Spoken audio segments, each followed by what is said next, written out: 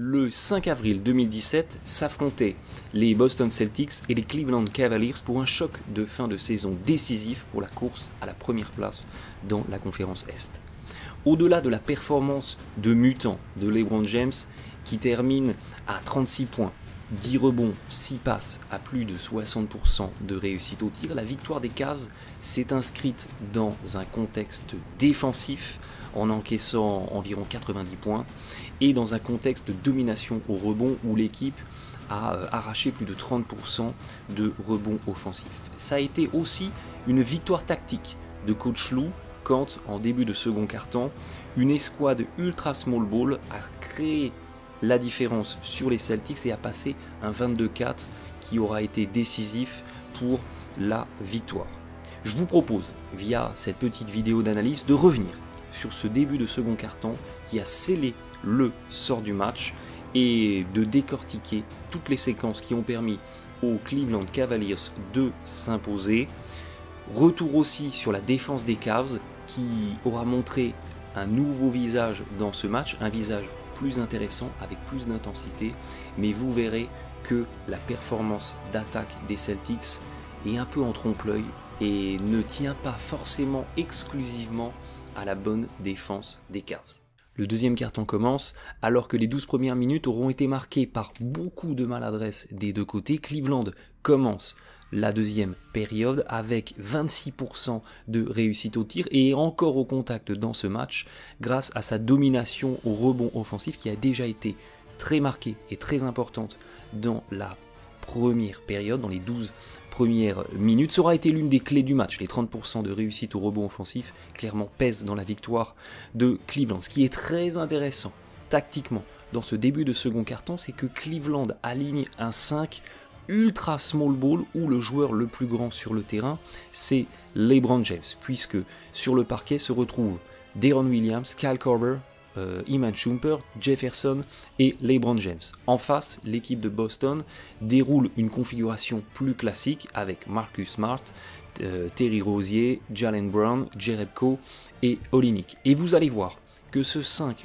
ultra small ball va complètement surclasser avec sa rapidité, avec sa mobilité, le 5 adverse de Boston. Coach Stevens va mettre énormément de temps à réagir, énormément de temps à demander un temps mort. Il va falloir attendre un 12-0, un 14-0 pour le voir demander un temps mort et après essayer de se réajuster avec un personnel plus en capacité de matcher. Ce qui est aussi intéressant, c'est que cette configuration, cette deuxième unité, eh bien dans les matchs précédents, comme ici face aux Pacers, elle avait déjà fait la différence. Elle avait déjà permis à Cleveland de créer un avantage au score en début de second quart-temps face à ses adversaires directs, et c'était également vrai dans le match face aux Chicago Bulls qui s'est par contre soldé par une défaite. Donc très clairement cette rotation atypique de Cleveland qui va faire reposer LeBron James 2 minutes en fin de premier quart-temps avant de le remettre immédiatement sur le terrain en début de second quart-temps. Cette rotation atypique, eh bien, elle permet effectivement à cette équipe de Cleveland d'avoir un 5 sur le terrain en début de second quart-temps face aux 5 mineurs adverses qui très clairement surclassent son adversaire direct. Et c'est d'autant plus intéressant que c'est une rotation atypique parce que traditionnellement dans la NBA, la star va effectivement sur le banc quand il reste 2 minutes en fin de premier quart-temps et elle souffle les 6 premières minutes du second quart-temps avant de revenir effectivement quand il reste plus que 6 minutes, 6-5 minutes à jouer dans le second quart-temps. Donc on a quelque chose de complètement atypique du côté des Cavs qui a été payant sur ce match face aux Celtics. Défensivement, Cleveland est dans les standards de ses performances précédentes où LeBron James invite ses coéquipiers à volontiers changer sur les écrans. C'est encore le cas ici où LeBron James, voyez, change en récupérant Olynyk sur l'écran porteur de balle et après sur l'écran descendant il invite à changer sur Brown, ce que Shumpert n'avait pas spécialement anticipé. Il y a un aidé reprendre un peu chaotique, mais stop défensif quand même arraché par Cleveland. C'est très intéressant parce que quelques jours auparavant, LeBron James avait été martyrisé par Paul George, en passant toute la soirée à défendre, en passant en dessous des écrans non porteurs et en laissant comme ça Paul George tout seul dans des réceptions de tir à 3 points, ça avait rendu complètement fou Tristan Thompson, et donc c'était très important de voir quels allaient être les ajustements de Cleveland défensivement dans les séquences impliquant LeBron James sur des écrans non porteurs de balle.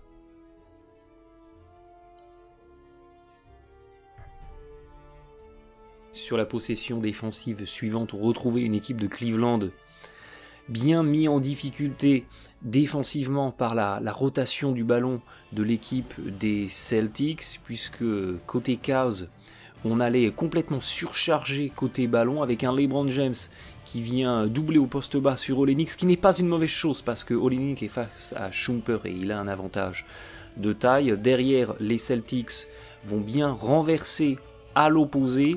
Vous voyez que la pré-rotation défensive des Cavs, elle est en place mais elle est en retard, ce qui ouvre un tir complètement ouvert dans le corner pour Jaylen Brown, mais le tir est manqué. Fort de ces stops défensifs, l'équipe small ball des Cavs allait pouvoir dérouler en attaque en profitant de cet avantage de rapidité face aux défenseurs des Celtics. Ici, on allait faire poster Deron Williams. Olynyk doit défendre sur James. Il est en retard sur le close-out et James part pour le 2. Très clairement, toutes ces séquences défensives où Olynyk a été obligé de défendre sur LeBron James auront fait beaucoup de mal aux Celtics. Les Celtics n'auront pas su matcher défensivement la vitesse de ce 5 ultra small ball des Cavs, qui a fait beaucoup de drive and dish, de fixation en dribble vers le cercle pour ressortir sur du tir extérieur.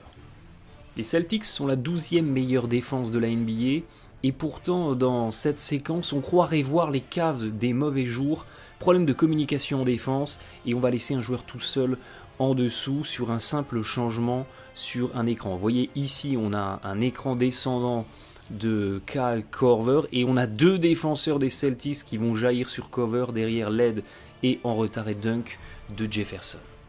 On retrouve une défense des Cavs qui va changer quasiment sur tous les écrans du jeu placé de l'attaque des Celtics.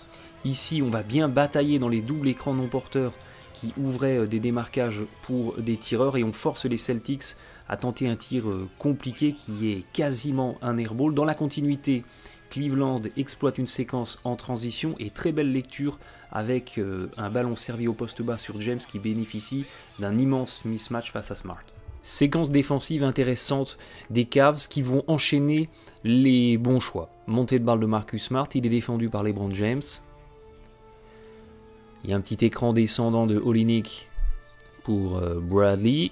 Shumpert sur le pick and roll qui s'ensuit réagit bien. Les Cavs sont up and over, c'est-à-dire que Shumpert va passer au-dessus de l'écran et Jefferson vient en compensation.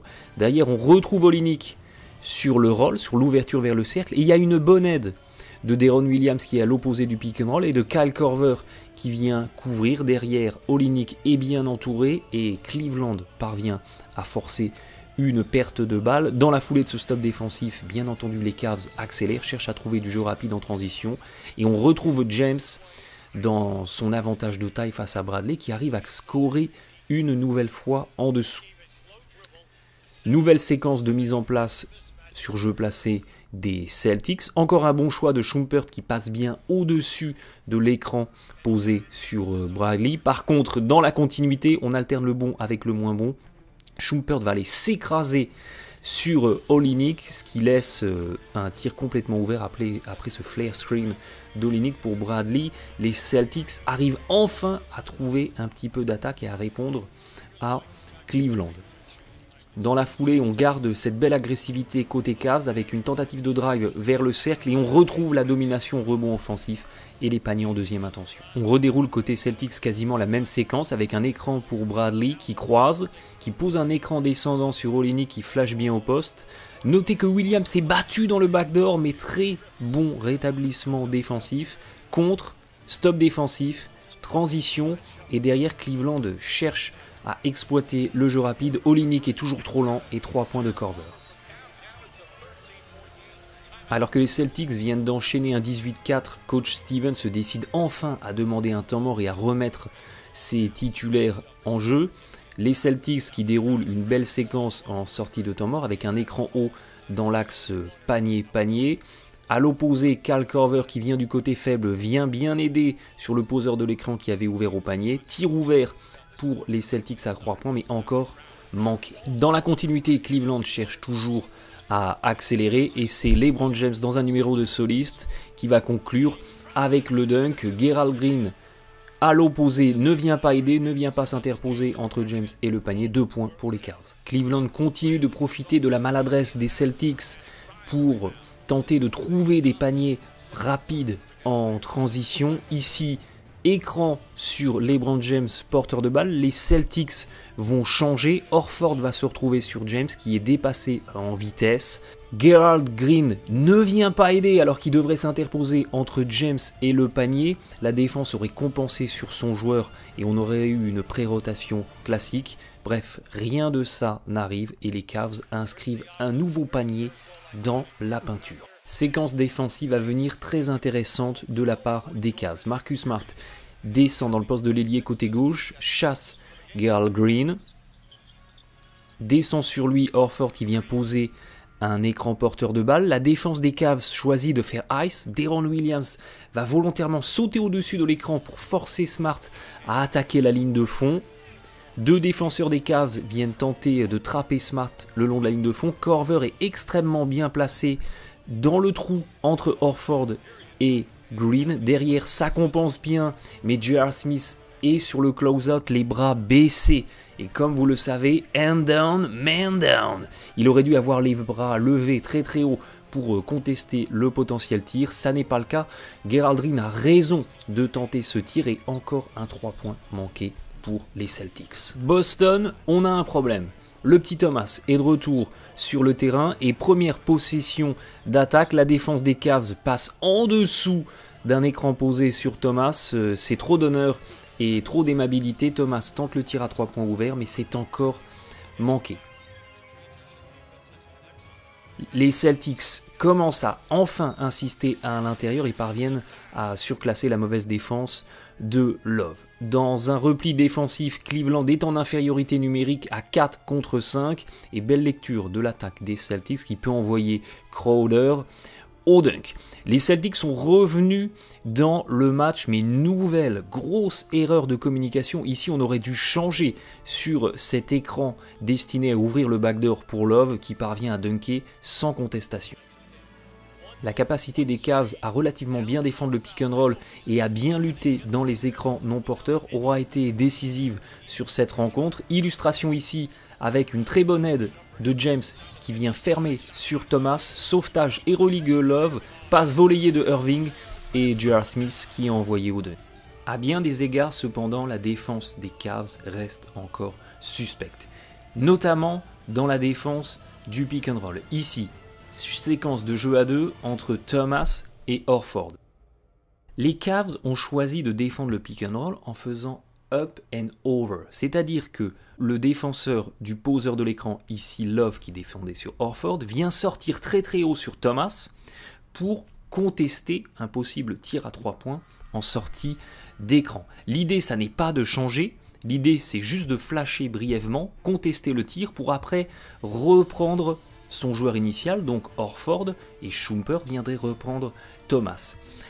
Ce qui est indispensable dans une défense en up and over, c'est que vous ayez un troisième homme qui vient aider depuis le côté faible, donc depuis l'opposé, sur le poseur de l'écran qui a ouvert au panier, donc ici, sur Horford. C'est la mission de LeBron James. Ici, il pointe du doigt Horford, donc c'est qu'il l'a vu, mais c'est à lui de le prendre.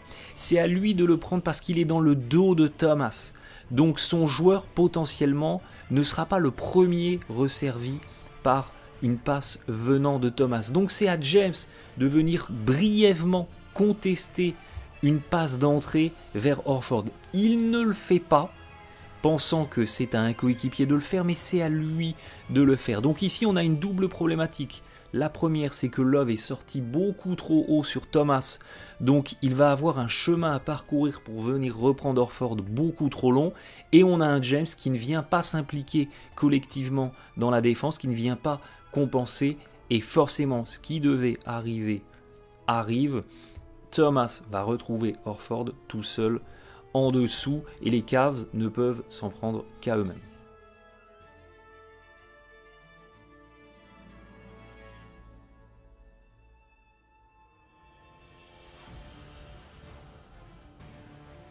Les problématiques de communication en défense de Cleveland sont aussi à nouvelle fois exposées sur cette séquence où, dans un écran non porteur, Irving va être complètement battu.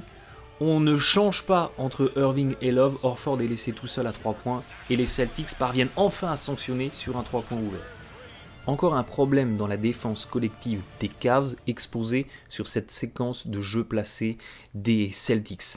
L'impression que ça donne, c'est que LeBron James n'applique pas la consigne du coach. On l'a vu sur les écrans, les Cavs font up and over. Ici, écran de Horford sur Crowder. James ne prend même pas la peine d'essayer de lutter dans l'écran.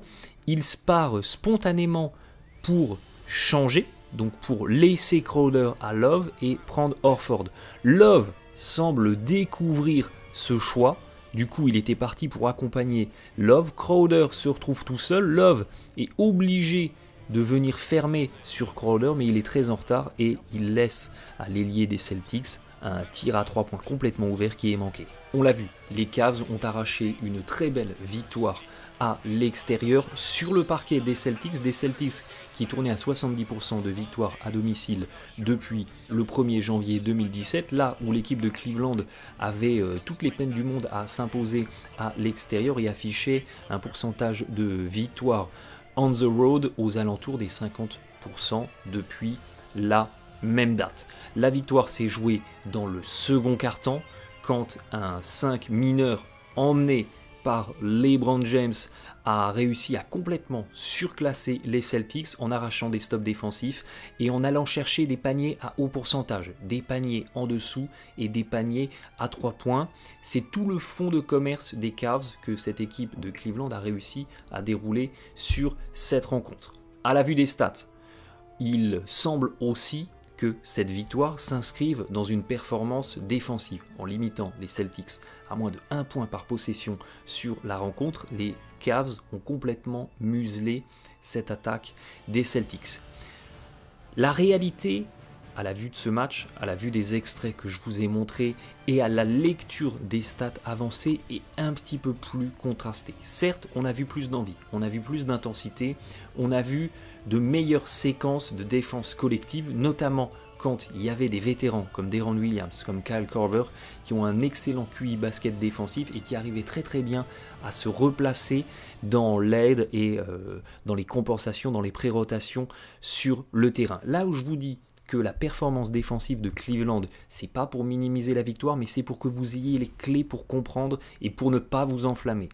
Là où je vous dis que la performance de Cleveland, elle est défensivement un petit peu à nuancer sur cette rencontre, c'est qu'on a vu encore beaucoup de séquences d'errance défensive, comme je vous en ai montré, et c'est surtout que les Celtics ont raté énormément de tirs ouverts. Voyez que sur la rencontre, ils ont tourné à 40% de réussite au tir, 21% à 3 points. C'est très très faible. Ils ont tenté 81 tirs de champ. Sur les 81 tirs de champ, 38, donc on va considérer que c'était la moitié, étaient des jump shots, étaient des tirs à mi-distance. Sur ces jump shots, ils ont eu seulement 20% de réussite au tir. Donc les Celtics ont été extrêmement maladroits dans les tirs à mi-distance et les tirs à 3 points. Mais cette maladresse, elle n'était pas à imputer à la défense des Cavs, en tout cas pas directement, parce que regardez, quand vous regardez les stats avancées, eh bien vous vous rendez compte que plus de 50% des tirs tentés par les Celtics étaient des tirs qui étaient complètement ouverts, voire très largement ouverts, et que malgré cette absence de défense, cette absence de contestation, les Celtics ont été très très très maladroits, puisque vous voyez qu'ils ont tenté 32% de tirs là où ils avaient pratiquement 2 mètres d'avance sur un défenseur et que sur ces tirs-là, eh bien, ils n'ont tourné qu'à 23% de réussite. Donc les Celtics ont été extrêmement maladroits et ça n'est pas parce que la défense des Cavs les a forcément muselés, c'est parce qu'ils ont tout simplement craqué, ils étaient tout simplement dans un soir sans et que s'ils avaient réussi à mettre ne serait-ce que la moitié des tirs complètement ouverts qu'ils ont eu durant tout le match, eh bien le scénario du match aurait été bien différent. Cela dit, les Cavs ont quand même réalisé une performance très intéressante qui fera écho, sans doute, sur la fin de saison et sur le début des playoffs. On suivra ça avec attention. Bon match à tous.